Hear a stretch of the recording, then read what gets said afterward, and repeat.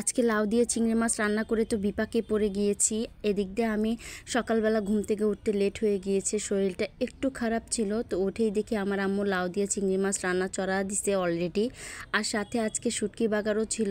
তো আজকে দুই পদের তরকারি দিয়ে আজকে দুপুরের আয়োজনটা হচ্ছে।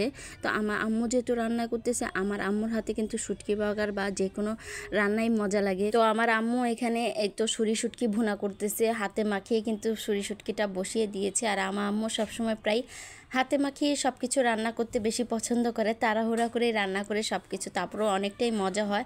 আর এই তো শুটকির কালারটা দেখুন, মাশাল্লাহ কি সুন্দর আসছে, দেখুন তো আমার কাছে ভালোই লেগেছে। আর খেতেও কিন্তু মাশাল্লাহ অনেকটাই মজা হয়েছিল।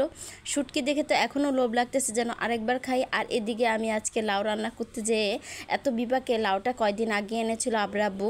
তো যেহেতু অনেক দিন হয়ে গেছে, মানে 4-5 দিন হয়ে গিয়েছে লাউটা রান্না হয়নি, তো লাউটা একটু শক্ত হয়ে গিয়েছে, মানে এখনও সিদ্ধ হয়নি।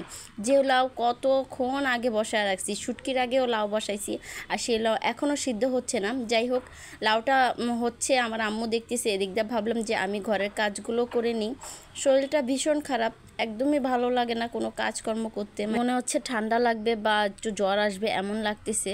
তো সকাল যেহেতু একটু দেরি করে ঘুম থেকে উঠেছি, তো আমার আম্মু যেহেতু রান্না করেছে, তো আমি একটু আসান পেয়েছি।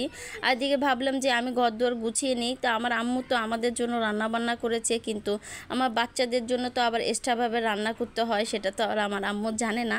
তো উঠে আবার এই ঘরদোর গুছিয়ে বাচ্চাদের জন্য রান্না চড়া দিব। তো এই তো ঘরদোরটা তাড়াহুড়া করে গুছিয়ে নিচ্ছি যেন তাড়াহুড়া করে রান্নাটা করতে পারি। তো এদিক দিয়ে আবার গ্যাসও থাকে না, এদিক দিয়ে আবার আকাশের অবস্থা বেশি একটা ভালো না, মনে হচ্ছে বৃষ্টি আসবে বৃষ্টি আসবে এরকম লাগতেছে।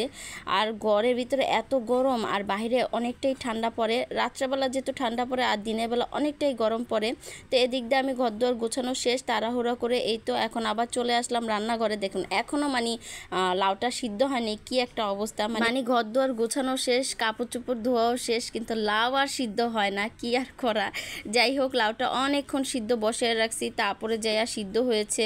তো এদিক দিয়ে আমি ভাবলাম যে একটু বাইরে যাই, আমার ছেলেদের জন্য যেহেতু রান্না করব, তো ওদের জন্য কি রান্না করব ভেবে পাচ্ছি না। তো একটু ডাল ভুনা করি আলু দিয়ে। আর এদিক দিয়ে করলা পাতা ছিঁড়তে আসছি, কারণ করলা পাতা দিয়ে ডাল ভুনা করব। ইদানিং ধরে আমার ছেলেটার এত মানে অ্যালার্জির সমস্যা বাড়তেছে, তো ও তো করলাটা খায় না, তো করলার পাতা দিয়ে একটু দেখি ডাল ভুনা করে দিব। তো করলা পাতাগুলো খুব সুন্দর ছিল মাশাল্লাহ। আমার গাছে আমি যে কোনো গাছই লাগাই না কেন অনেক সুন্দর হয়, কিন্তু বাচ্চাদের জন্য মানে রাখতে পারি না, বাচ্চারা ছিঁড়ে ফেলে দেয়। তো এই কয়টা হয়েছে করলা পাতা, আর অনেকটাই ছড়ায় গেছে।